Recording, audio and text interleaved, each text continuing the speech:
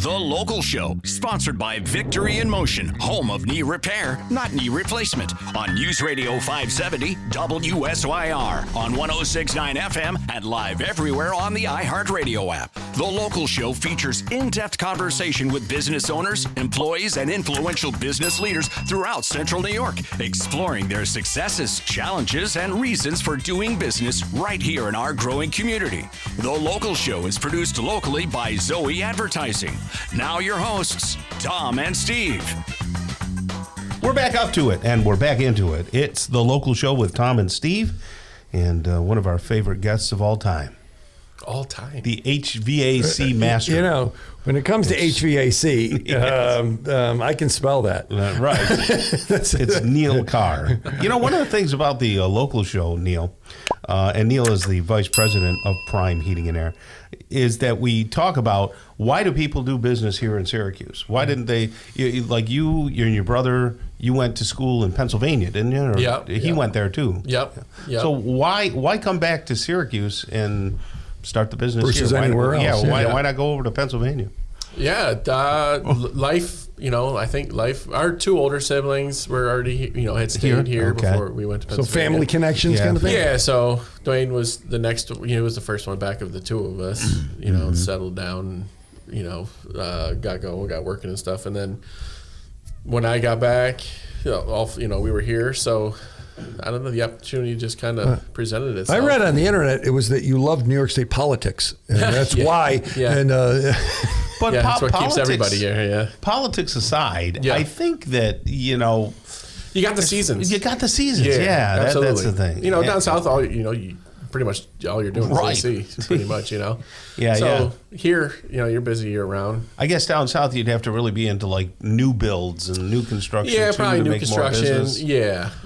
But everybody needs AC down there. Yeah, but people can really go without heat, right? I mean, do you need heat if you're in Miami? A lot of heat pumps down there. Right. Milder temperatures. Yeah. So they got to have heat. Yeah. But. I mean, my father gets pretty cold up in the middle part of Georgia. Mm-hmm. Right. It gets cold for 30s sure. and 25s. I never realized it until several years ago. So we call it antifreeze. They call it coolant. It's the same stuff. Right. So down the south, it's like add coolant. Up here we have antifreeze. It's the same stuff, but for a different purpose. Different reasons. Yeah. So like you said, we get the winters, we get the summers. So and keeps us busy. There's just.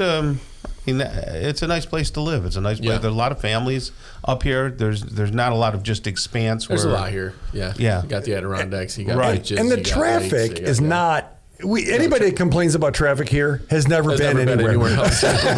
Right? Yeah, exactly.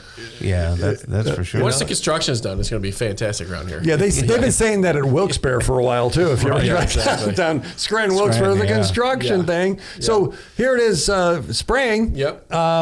Are people smart enough or leaning in far enough to think, okay, it's going to get warm, I should have you guys come out and do your thing? Or is that going to all come at a rush around May 5th? Yeah, usually it's all weather dependent, for the AC side of things. Once we start hitting 60, 65 pretty consistently, we'll start our spring maintenances. Yeah, so it could be end of April, could be May.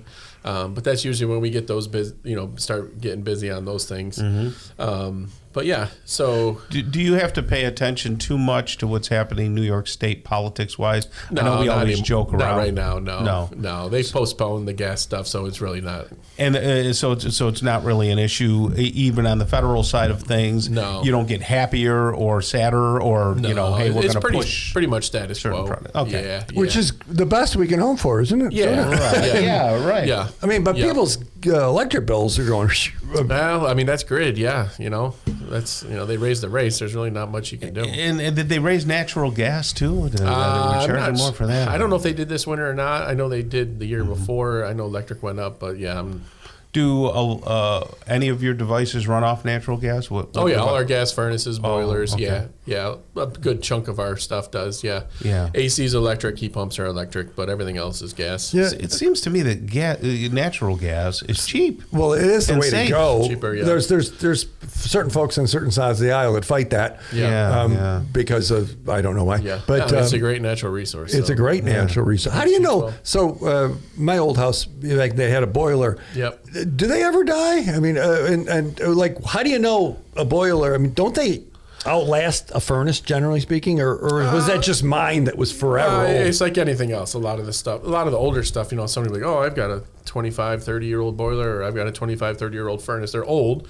They're not efficient, but they're still working. So it really just kind of depends on what you want. Boilers, they'll start to leak, parts will start to go. It's just like anything else. Once parts start to go, it's like, all right, now's the time. Then you get to the point where it's harder to find parts for the older stuff, so that's when you got to kind of think about replacing it. So usually when you see a guy in a red sweater and has little knives on his fingers coming out of your boiler, it's probably time to get an upgrade. Yeah, exactly. So you guys become all that in a bag of chips over at the home show coming up here this weekend. It's going on right now. Yeah. So talking to people, are there certain things people always ask, or is it a box of chocolates? It's a good mix, but a lot of them want to know, what kind of equipment is out there now. They're thinking about replacing this or that. What are their options? That's a lot of it. And then you get the people that are looking to build. They want recommendations on what kind of system, forced air, boiler, radiant heat, that kind of thing. So you go through a lot of those questions, but a lot of it is, oh, this reminds me. I need to get my stuff maintenance this year or whatever, and so how many people ask where the bathrooms are? Yeah. Well, there's pretty good. There's good signage here at the Expo Center. Do people ever say, "Are you locally owned?" I mean, is that a question? Because I know that whole industry kind of got taken over by big, ginormous companies. Yeah. So is it important to people? I guess it is important. That's a great. I think I think it is to some. Some are just price oriented. Whatever's the best price. That's them. A lot of them like to know where the equipment's made. Is it American made? Are you locally owned? That kind of thing. And we are. So, my brother who owns the company, Dwayne, he, we both live right here. And so that was a big part of why he started Prime to begin with, was to get, give another resource for a locally owned company that's invested here. Right. And do you make yourselves available for service easily? Yeah, as easily as we can. Obviously we try to get to people as quickly as possible. During the winter, that's definitely much more of a necessity when people don't have heat. In AC season, depending on the situation, it's like, okay, you might be able to get it to it the next day. But yeah, we always try to get to people as quickly as possible, and we do a pretty good job of that. Right. So we talk about it seems like every time the whole filter thing, and then we look at Tom, and I think Tom just takes the filter out, whacks it against the wall, and sticks it back in. That's probably not a good idea, right? I just run it without it. No, it's a good reminder, though. This time of year, we're still running the furnaces. That's we're still right. running this, and a lot of people forget about that. They haven't changed them since fall before the heating season. So a lot of nuisance no heat calls we get right now are a lot of them are filter related. I think the manufacturers of the filters are given little cues by having all these packs. So I went over to Ace and got a 3-pack. Yeah. So I've been using that. I just changed it out again because even though we're heading into spring, I was like, I haven't changed it since Christmas. And how often? What's a reasonable change? I think you should be checking them every 45 to 60 days max, and then change them as they're needed. Yeah. Do you set a timer, Tom, or how do you know to No, I just know when you think about it. Well, I go down to the basement a lot to get the paper towels and the toilet paper and all that. Yeah. And every time I go down, I look, I take a glance over. What I'll do is I'll pull mine out when I start to see it get that kind of chalky, dark look. It's coming right out, and I change it. And we have pets, and Neal always reminds me that if you have pets, definitely change you got it dogs often. and cats and that stuff. You want to change them regularly because of you're trapping all that stuff. Well, Prime Heating and Air are going to be out at the home show all weekend. You can say hey there. If you're not going to go to that, primeheatandair.com, of course. We believe at the local show you should keep your business local with locally owned companies, with local people. You can give them a call at 802-4287 if you need to just ask a question or maybe get a checkup on the furnace. 802-4287, primeheatandair.com. Thanks for joining us, Neal. Absolutely. Come and see us at the home show. You've got nothing to do this weekend.